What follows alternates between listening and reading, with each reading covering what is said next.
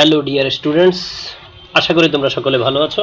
তোমাদেরকে আমন্ত্রণ জানাচ্ছি আমি তোমাদের সকলের প্রিয় মোর্শেদ স্যার। আজকের আইসিটি বিষয়ের একটি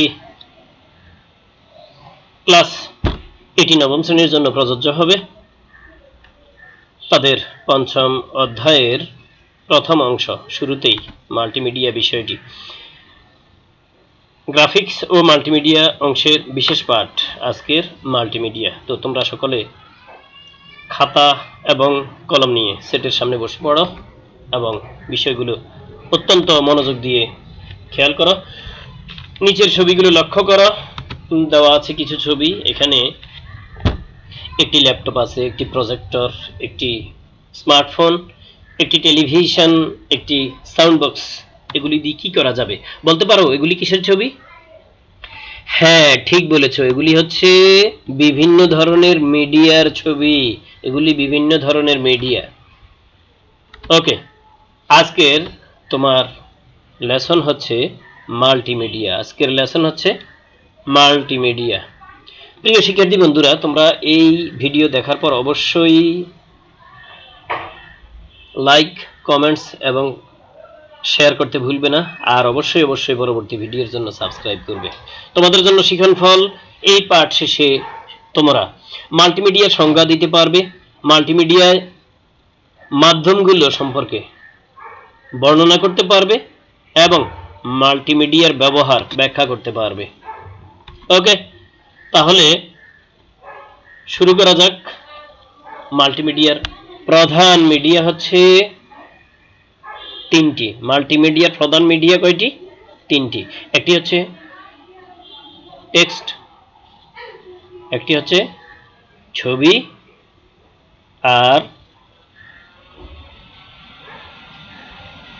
একটি হচ্ছে সাউন্ড। বন্ধুরা, এখানে তোমরা খেয়াল করবে ছবি দু ধরনের হয়ে থাকে। একটা হচ্ছে স্টিল ছবি, একটা হচ্ছে অ্যানিমেশন, অর্থাৎ একটা স্থির চিত্র, একটা চলমান চিত্র। এই চিত্রগুলো সবই মাল্টিমিডিয়ার অংশ, সবগুলি ছবি হিসেবে বিবেচিত।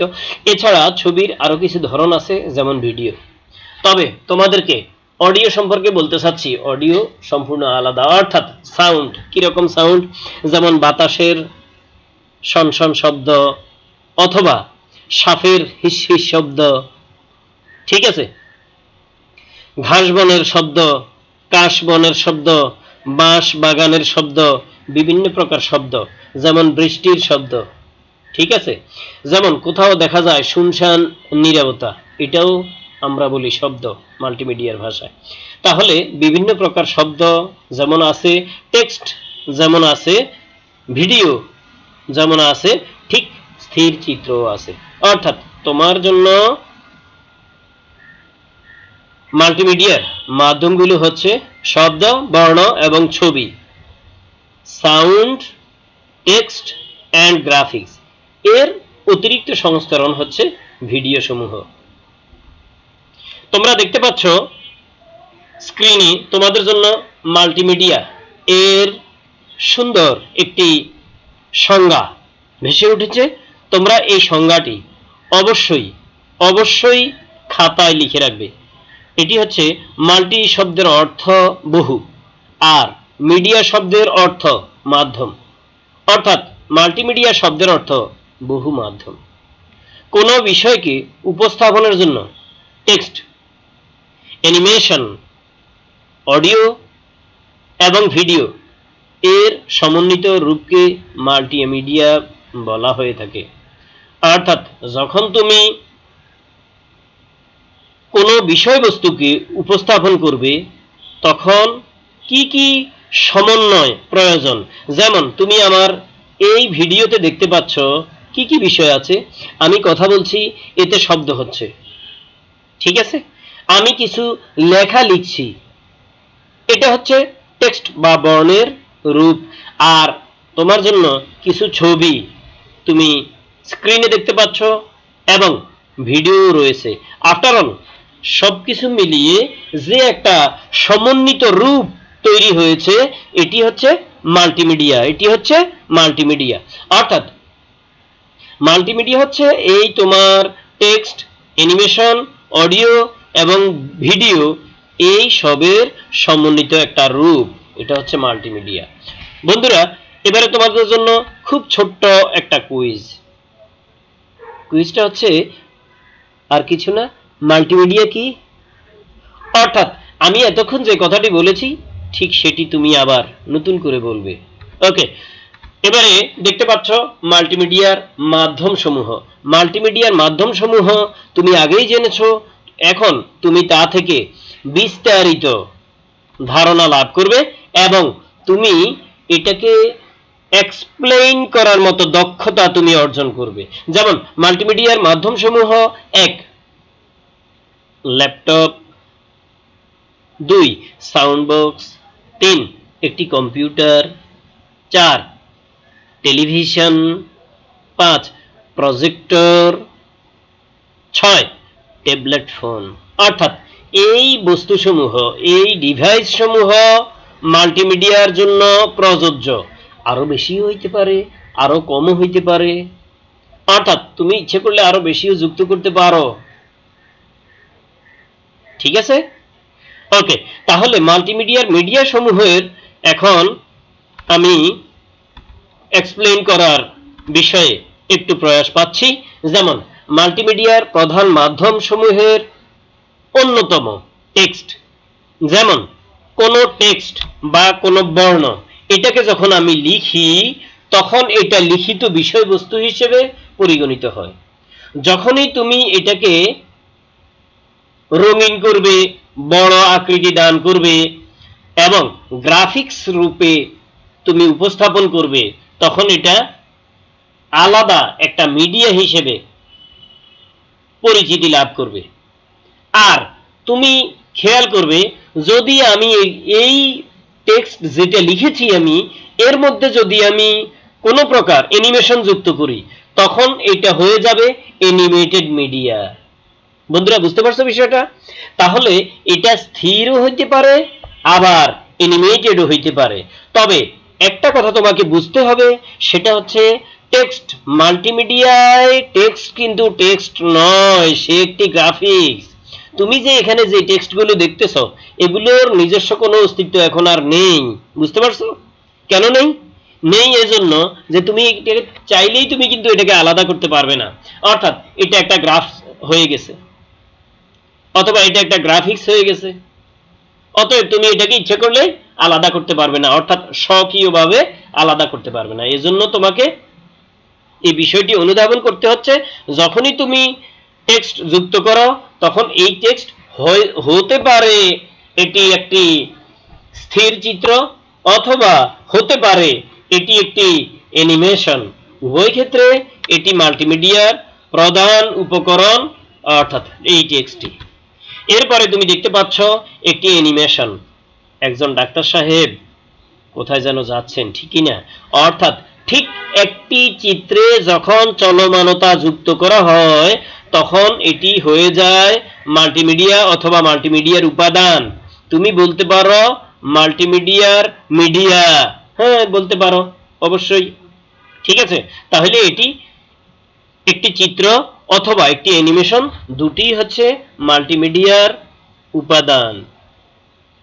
বন্ধুরা, আমি এখানে দুটি চিত্র যুক্ত করেছি, একটি স্থির, একটি চলমান। আমি আবার উল্লেখ করলাম তোমার বোঝার জন্য, এবং আমি নাম্বার 2 দিয়ে চিত্র অবলিক অ্যানিমেশন লিখেছি। এখানে চিত্র, বামেরটি চিত্র, পরেরটি অ্যানিমেশন, দুটোই আছে। এই অ্যানিমেশনকে তুমি যখন পাওয়ার পয়েন্টে তার উপর আলাদা অ্যানিমেশন যুক্ত করবা, তখন দেখবা একটা নির্দিষ্ট স্থানে থেকে হাঁটছে সে, কিন্তু দেখবা ডাক্তার সাহেব কিন্তু অলরেডি হসপিটালে ঢুকে যাচ্ছে। ঠিক আছে? হ্যাঁ, তবে সেটা হচ্ছে তোমার ক্রিয়েটিভিটি। ওকে, তাহলে পরবর্তী তথ্যে চলে যাই আমরা। এখানে অডিও বা শব্দ, এখানে তোমাকে বলা হচ্ছে। বন্ধুরা, আমি তোমাকে বলেছি যে আমি কথাগুলো যা বলছি এই কথাগুলো প্রত্যেকটি এক একটি অডিও। আমার কথাগুলো কিন্তু কথা থাকে নাই। কিভাবে? আমি যখন এই কথাগুলো তোমাকে ভিডিওর মাধ্যমে পাঠাচ্ছি তখন এই কথাগুলো সম্পূর্ণ অডিও হয়ে গেল। অর্থাৎ কোনো অডিও ডিভাইস ছাড়া কিন্তু তুমি এগুলি আর শুনতে পারবে না।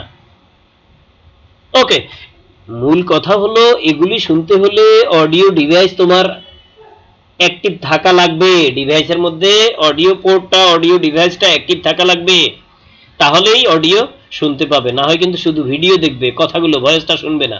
তাহলে এখানে মাল্টিমিডিয়ার যে উপাদান বা মাল্টিমিডিয়ার যে কনসেপশন, সেক্ষেত্রে শব্দ বা অডিও, অর্থাৎ আমি যা বলছি এটাকেই তুমি বুঝে নাও, এটা হচ্ছে শব্দ বা অডিও, এটা মাল্টিমিডিয়ার একটি উপাদান বা উপকরণ। তুমি দেখবে তোমার কম্পিউটারে হাততালির শব্দ আছে, তুমি দেখবা তোমার এখানে গরুর ডাকার শব্দ আছে, হাঁস ডাকার শব্দ আছে, তুমি যে শীষ বাজাও সেই শীষ বাজানোর শব্দ আছে, তুমি হাততালি দাও তার শব্দ আছে, তুমি টিচারের সাথে কটুকাটব্য করো তার শব্দ আছে, বিভিন্ন প্রকার শব্দ আছে।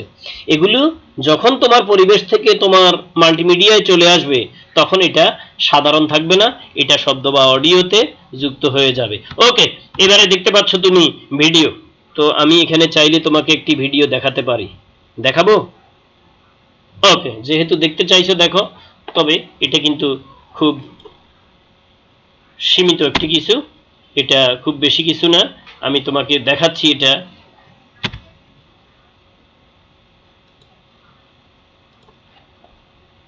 খুবই দুঃখিত, একটুখানি ডিস্টার্ব হয়ে গেল। এই যে তুমি দেখতে পাচ্ছ যে মহাকাশের কিছু বিষয়, যে মার্কারি দেখতে পাচ্ছ, ভেনাস দেখতে পাচ্ছ, আর্থ দেখতে পাচ্ছ, মার্স দেখতে পাচ্ছ, জুপিটার দেখতে পাচ্ছ, স্যাটার্ন দেখতে পাচ্ছ, ইউরেনাস দেখতে পাচ্ছ, নেপচুন দেখতে পাচ্ছ।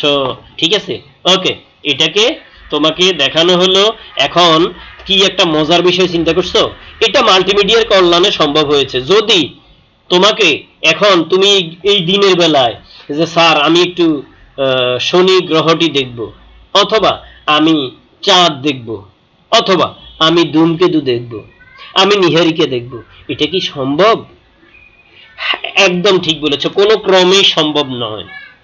তবে মাল্টিমিডিয়ার কল্যাণে এটার জন্য এখন আর দিন অথবা রাত নেই। এই যে যেমন তোমার চোখের সামনে দেখিয়ে ফেললাম, ঠিক তেমনি।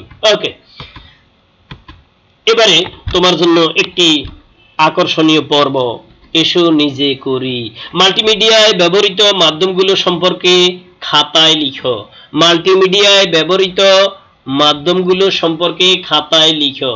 এখানে তুমি নিজেই এক্সপ্লেইন করবে, এখানে কি আছে তুমি দেখবে, এটা হচ্ছে, এটা কি একটা একটা ডিভাইস, এটা একটা ডিভাইস, এটা একটা ডিভাইস, অথবা এটি হচ্ছে একটি উপাদান, মাল্টিমিডিয়ার একটি উপাদান, এটি মাল্টিমিডিয়ার একটি উপাদান। ঠিক আছে, বিভিন্ন বিষয় এখানে রয়েছে, তুমি অবশ্যই খাতায় একটি একটি করে নাম লিখবে আর এগুলো সম্পর্কে লিখবে এগুলি কি কাজে লাগে। যেমন তোমার জন্য একটি মাইক্রোফোন রয়েছে, মাইক্রোফোন ব্যবহার করে তুমি কম্পিউটারে কোনো শব্দ ইনপুট দিতে পারছো। বন্ধুরা, আমি তোমাকে একেবারে জাজ্বল্যমান একটা প্রমাণ দিচ্ছি, সেটা হচ্ছে আমি যে তোমার এই ভিডিওতে কথাগুলো বলছি এগুলো একটি মাইক্রোফোনের মাধ্যমে ভিডিওতে ইনপুট দেওয়া হয়েছে। ওকে, এবারে আমরা একটু সামনে চলে যাই, দেখি কি আছে আমাদের জন্য, কিসের আয়োজন আছে। এখানে বলা হয়েছে মাল্টিমিডিয়ার ব্যবহার। বন্ধুরা, তোমরা আজকাল দেখতে পাচ্ছ আমরা শ্রেণীকক্ষে তোমাদেরকে তোমাদের বিষয়বস্তুগুলো আকর্ষণীয় করে উপস্থাপন করার জন্য মাল্টিমিডিয়ার ব্যবহার করে থাকি। ঠিক তেমনি একজন শিক্ষক শ্রেণীকক্ষে মাল্টিমিডিয়া ব্যবহার করে পড়াচ্ছেন, দেখতে পাচ্ছ? ওকে, এখানে প্রোডাকশন কন্ট্রোল দেখাচ্ছে, একটা চিত্র কিছু একটা করছে। ওকে, এখানে একটা 4D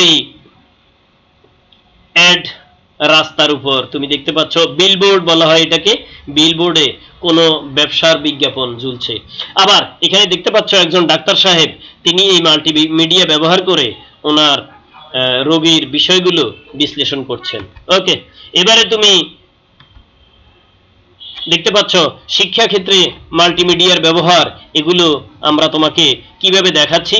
এই যে ডিজিটাল কন্টেন্ট, তারপর সবচাইতে বড় প্রকৃষ্ট উদাহরণ হচ্ছে আমি যে তোমার সাথে কথা বলছি, এই কথাটা মাল্টিমিডিয়া। তুমি দেখতে পাচ্ছ এখানে সুন্দর সবকিছু দেখতে পাচ্ছ, বুঝতে পাচ্ছ, কি স্পষ্ট, কি বাস্তব। অথচ আমি এই কথাগুলো তোমার কাছে সহজে পৌঁছাইতে পারতাম না যদি মাল্টিমিডিয়া না থাকতো। অতএব এই যে দেখে নাও, শিক্ষাক্ষেত্রে মাল্টিমিডিয়ার ব্যবহার এখানে মাল্টিমিডিয়া ক্লাসরুম রয়েছে, ল্যাপটপ ও প্রজেক্টর রয়েছে, সাউন্ড সিস্টেম রয়েছে, ডিজিটাল কন্টেন্ট রয়েছে। বন্ধুরা, তোমরা এই করোনার দুর্দিনে অনেকেই খেয়াল করে থাকবে তোমাদের জন্য সংসদ টেলিভিশনে খুব সুন্দর করে ক্লাসগুলো উপস্থাপন করা হচ্ছে। সেখানে কিন্তু উন্নত মানের সাউন্ড সিস্টেম ব্যবহার করা হচ্ছে, ভালো প্রজেক্টর ব্যবহার করা হচ্ছে, অর্থাৎ মাল্টিমিডিয়ার সকল উপকরণের শতভাগ সদ্ব্যবহার সেখানে রয়েছে। ওকে, এবারে আমরা একটু সামনে চলে যাই যে বিনোদনে মাল্টিমিডিয়ার ব্যবহার কিভাবে বলছে। সিনেমা ও নাটককে প্রাণবন্ত করতে মাল্টিমিডিয়ার সাহায্যে স্পেশাল ইফেক্টের ব্যবহার করা হচ্ছে। ওকে, এখন তুমি হয়তো আমাকে ভাববে যে স্যার এটাতে আবার কিসের বিশেষ ব্যবহার রয়েছে। হ্যাঁ, এটাতে বিশেষ ব্যবহার রয়েছে, এটা তুমি বুঝবে না যখন একটি দক্ষ হাতে কোনো ভিডিওকে একটি দক্ষ হাতে এডিট করা হয়, তখন সেটা তোমার বোঝার উপায় থাকবে না যে এই ভিডিওটি এডিট করা হয়েছে। অর্থাৎ কথার কথা, আমি তোমার একটি ভিডিও করলাম, এই ভিডিওটি আমি ব্যাকগ্রাউন্ডটা এমনভাবে চেঞ্জ করে ফেলবো, হঠাৎ করে তুমি দেখবা যে তোমার এই ভিডিও যে এখানে করা হয়েছে যে ওই জায়গার নিশানা মাত্র তুমি খুঁজে পাচ্ছ না। দেখা যাচ্ছে তোমার পেছনে ব্যাকগ্রাউন্ডটা দেখা যাচ্ছে পুরো সমুদ্র, অর্থাৎ বঙ্গোপসাগর। অথবা এমন হইতে পারে যে ব্যাকগ্রাউন্ডটা দেখা যাচ্ছে যে তোমার স্কুলের সামনের খেলার মাঠ, অথবা দেখা যাচ্ছে একেবারে গাছ গাছালি বেষ্টিত একটি সুন্দর গ্রাম, অথবা হাতের ঝিলের মনোরম দৃশ্য, ইত্যাদি ইত্যাদি। তাহলে এই ইফেক্টগুলো সেখানে যুক্ত করা হয়। শুধু তাই নয়, তোমার জন্য সাউন্ড ইফেক্ট, অনেক সুন্দর কিছু সাউন্ড ইফেক্ট যুক্ত করা হয় এই মাল্টিমিডিয়াগুলোর মধ্যে। বুঝতে পেরেছো? ওকে, তাহলে আমরা এখন একটু চলে যাব, প্রায় শেষ পর্যায়ে চলে আসছি। বন্ধুরা, অবশ্যই আমার ভিডিও দেখে তোমরা লাইক, শেয়ার এবং কমেন্টস করবে, আর অবশ্যই অবশ্যই সাবস্ক্রাইব না করতে ভুলবে না। বিজ্ঞাপন ও ডিজিটাল প্রকাশনায় মাল্টিমিডিয়ার ব্যবহার দেখতে পাচ্ছ তুমি, এই যে নিউজ এখানে লেখা আছে, ঠিক আছে? এটি একটি অ্যালবাম। কি ধরনের অ্যালবাম এটি? এটি হচ্ছে ডিজিটাল অ্যালবাম। তুমি নিজে কিন্তু এটি বানাতে পারবে, বুঝতে পারছো? অবশ্যই তুমি এটা বানাতে পারবে। আবার ডান দিকে দেখো, বেশি দিয়ে খুশি চড়াই, বাংলাদেশের টেলিকমিউনিকেশন খাতের একটি কোম্পানি তাদের অ্যাডগুলো, বিজ্ঞাপন চিত্রগুলো এভাবে প্রচার করে থাকে। আবার দেখতে পাচ্ছ আরেকটি বিলবোর্ড, শুরুতে তোমাকে একটি বিলবোর্ড দেখানো হয়েছিল, এখানে আরেকটি বিলবোর্ড, সেখানে তারা একটি কোম্পানি তাদের চায়ের অ্যাড কিভাবে নান্দনিকভাবে উপস্থাপন করছে। মাল্টিমিডিয়া না হলে এটা কোনো ক্রমেই সম্ভব হতো না। এরপরে দেখতে পাচ্ছ তুমি গ্রাফিক্স ডিজাইন, এটা এআই লেখা আছে, অর্থাৎ অ্যাডোব ইলাস্ট্রেটর এর ব্যবহার করে এটি তৈরি করা হয়েছে। এবারে দেখতে পাচ্ছ তুমি সফটওয়্যার ও গেমসে মাল্টিমিডিয়ার ব্যবহার। দেখো এখানে বিজয় শিশু শিক্ষা, বিজয় 52, তারপরে learn Photoshop 7, narrow, burn express 4। Burn express এখন খুব বেশি ব্যবহার হয় না, কোনো কোনো ক্ষেত্রে উন্নততর ভিডিও রাইটিং এর ক্ষেত্রে এই কাজটি করা হইতে পারে। ফটোশপ 7 সম্পর্কে দেওয়া হয়েছে। বিজয় 52 তোমরা বাংলা লিখতে এটা ব্যবহার করে থাকো।